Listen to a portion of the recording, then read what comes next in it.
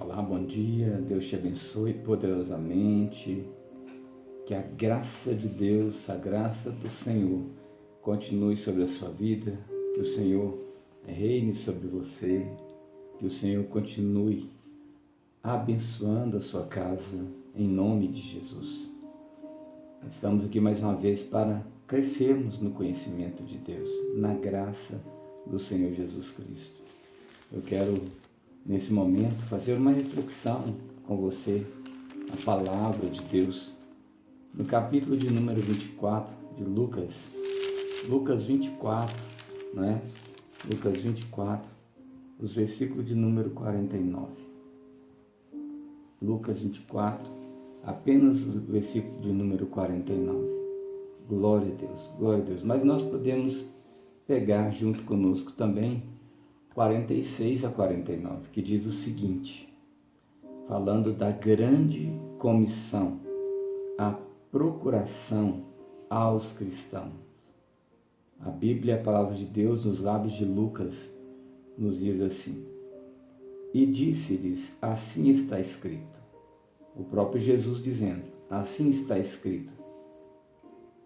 E assim convinha que o Cristo padecesse, e ao terceiro dia ressuscitasse dentre os mortos, e em seu nome se pregasse o arrependimento e a remissão dos pecados em todas as nações, começando por Jerusalém. Destas coisas sois testemunhas. Eis que sobre vós envio a promessa de meu Pai.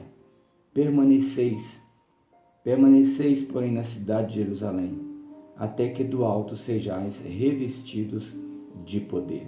Até que do alto sejais revestidos de poder. Glória a Deus. Aleluia. Muito bem. Graças a Deus. Essa é uma palavra de Deus para nós, Jesus falando aos seus discípulos. Jesus falando aos seus discípulos. Na verdade, aqui nesse momento, Jesus havia sido morto e já assim agora ressuscitado. Ele aparece aos 10 discípulos e aparece também a Tomé. Tomé não estava, mas ele aparece depois a Tomé lá em João. Então, a palavra de Deus nos desperta claramente de que Jesus ressuscitado aparece aos seus discípulos, come com eles, come peixe com eles, dialoga com eles e dá para eles uma ordem de fazer discípulos. Mas eu quero compartilhar com você nessa palavra, quando Jesus diz claramente assim, está escrito, e assim convinha que o Cristo padecesse e ao terceiro dia ressuscitasse dentre os mortos. E em seu nome se pregasse o arrependimento e a remissão dos pecados em todas as nações, começando por Jerusalém. Jesus está aqui num diálogo com os seus discípulos, dizendo a eles claramente o que eles deveriam fazer, o porquê da morte, o porquê da sua morte e o porquê da sua ressurreição. Jesus está dizendo, estava escrito o que tinha que acontecer. O que tinha que acontecer já estava escrito e aconteceu. O Filho do Homem teria que passar por isso. O Cristo deveria sofrer, padecer e ao terceiro dia ele ressuscitar dos mortos. E aqui estou eu conversando com vocês, comendo com vocês, mas deixando claro para vocês, dando para vocês uma ordem de como vocês devem agora prosseguir, como fazer aquilo que eu ordenei a vocês. Jesus está dizendo claramente para eles assim, olha, vocês têm que agora pregar o Evangelho, falar do meu amor e falar da minha graça. Vocês precisam pregar o arrependimento a todas as nações. Todos os países, todas as pessoas, todas as gentes precisam se arrepender do pecado deles e reconhecer o Filho de Deus como Senhor das suas vidas. Jesus está ensinando, Jesus está treinando, Jesus está orientando seus discípulos de como fazer discípulos. Assim também é o nosso papel. O nosso papel é fazer discípulos. O papel da igreja, o papel de cada um de nós é ganhar almas para Jesus, ensinar as pessoas a caminhar com Cristo, ensinar as pessoas a receber Jesus assim como nós recebemos. Jesus Jesus é o centro e precisa ser o centro da nossa vida. Ele precisa ser o autor da nossa vida. Ele precisa ser aquele que dirige os nossos passos. Ele precisa ser aquele que está dentro da nossa casa, no meio de nós, dando-nos a orientação de como nós devemos agir, como nós devemos nos comportar, não é? Então, é o nosso papel, mas se você já reconheceu Cristo como Senhor e Salvador de sua vida, você também tem que ganhar outras pessoas para Cristo. Você também tem que trazer outras pessoas dizendo, venha conhecer Jesus. Venha conhecer Jesus, o Senhor da minha vida, aquele que mudou a minha história. Venha conhecer Ele. Não foi assim que a mulher lá no poço, no poço de Jacó fez no capítulo 4 de João também, não é? Quando ela tem um papo com Jesus, Jesus senta para comer com ela, para bater um papo com ela, para conversar com ela, toma a água com ela, e Jesus ali conversando com ela, ela chega a um ponto de, ela percebeu que Jesus não era um homem comum, que Ele realmente era o Senhor, que Ele realmente não era apenas mais um dos profetas.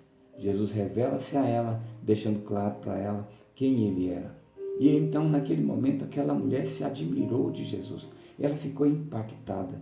E o que ela fez? Ela saiu por toda a cidade, falando, eu vi o Cristo, eu conheci o Cristo, venha ver, esse é o Messias, esse falou tudo da minha vida. E todas as pessoas da cidade foram para ver Jesus. Sabe? É esse o nosso papel. Aqui Jesus está ensinando seus discípulos, dizendo para eles como fazer discípulos. Fazer discípulos é relacionar com as pessoas. Bater um papo com elas, comer com elas, dizer para elas o quanto que elas são importantes para Cristo, o quanto que elas são importantes para nós também, não é? Para ganhar uma pessoa para Jesus, essa pessoa ser ganhada, eu preciso mostrar para ela o quanto que ela é importante para mim, não é? Eu tenho o costume de fazer assim, pegar as pessoas e sair para tomar um sorvete, ou então comer alguma coisa, uma pizza, alguma coisa com elas, né? Esse é o meu propósito, né? É a minha maneira de agir, trazer para a nossa casa, né? Nós convidamos família para almoçar com a gente, para quê? Para elas seguirem a Cristo também, para elas verem claramente a importância de Jesus na nossa vida, não é? Então, mais uma coisa que nós observamos aqui no versículo 49 é que Jesus diz para eles o seguinte, eis que sobre vós envio a promessa de meu Pai, permanecei na cidade de Jerusalém, até que do alto sejais revestidos de poder, não é? Então, Jesus está dizendo claramente para eles o seguinte, olha, algo novo virão sobre vocês, algo novo vai vir sobre vocês, que é a promessa de meu Pai. Meu Pai prometeu e eu então enviarei, eu vou enviar o Espírito Santo. Jesus estava falando da pessoa preciosa do Espírito Santo. Jesus tinha que subir, Jesus tinha que ir para o Pai, ir para o céu e ficar com o Pai, está à direita do Pai. Mas ele disse, eu enviarei o meu Espírito, a promessa do meu Pai, eu enviarei para vocês e ele há de morar dentro de vocês. Quando alguém recebe Cristo, quando nós recebemos Jesus como Senhor e Salvador da nossa vida, o Espírito Santo passa a habitar em nós. E aí então que a gente consegue orar, a gente consegue caminhar com Cristo, a gente consegue fazer a vontade de Deus. É assim, sabe? Enquanto o Espírito Santo não entra na pessoa, se a pessoa não confessar Cristo como Senhor e Salvador, não tem como. Então, o Espírito de Deus enviado aos cristãos, é Ele que nos conduz a fazer as coisas certas, a amar nossas esposas, a amar os nossos filhos como deve ser, a conduzir os nossos filhos para a casa de Deus, a conduzir os nossos filhos para a célula, a ler a palavra, meditar a palavra de Deus com nossos filhos. É o Espírito Santo que faz isso. Então, os discípulos, eles estavam assustados, amedrontados, porque Jesus disse que iria subir, e na verdade ele tinha subido e ele voltou para estar com eles e fazer esse treinamento com eles. Ou seja, capacitá-los, né? E então, eles assustados, Jesus percebia isso. E o que Jesus fez? Orientou cada um deles, dizendo para eles, vocês precisam do meu Espírito. Vocês precisam do meu Espírito para ser cheio de Deus. Vocês precisam ser cheios do meu Espírito para permanecer firme fazendo a vontade do Pai. E aí então, o que Jesus diz para eles? Permaneçam na cidade, permaneçam em Jerusalém. Sabe o que significa isso para nós hoje? Permaneçam no templo, busque a presença de Deus, não deixe de cultuar, não deixe de estar numa célula. Entenda claramente que ser igreja é estar junto, Igreja não é uma pessoa só. Igreja é um corpo. Eu sou um membro do corpo de Cristo. Eu não sei se eu sou o dedinho, eu não sei se eu sou a mão, se eu sou uma falange, falanginha ou falangeta do dedo, né? Esse dedo aqui, nosso dedo, nós temos falange, falanginha e falangeta. Eu não sei quem eu sou. Eu não sei qual o membro que eu sou no corpo de Cristo. De uma coisa eu sei, que se você recebeu Cristo como Senhor e Salvador da sua vida, se você faz parte de nossa igreja, você não deve de maneira nenhuma ficar fora dos cultos, ficar fora de célula. Você não deve de maneira nenhuma deixar de participar dos eventos e nem tampouco deixar de se reunir com a igreja, deixar de estar com os irmãos. Sabe por quê? Porque você é membro. Sabe por quê? Porque você é corpo. Né? Nós temos estudos, nós temos capacitações, nós temos cursos, nós temos momentos preciosos de encontros que você precisa estar. É assim.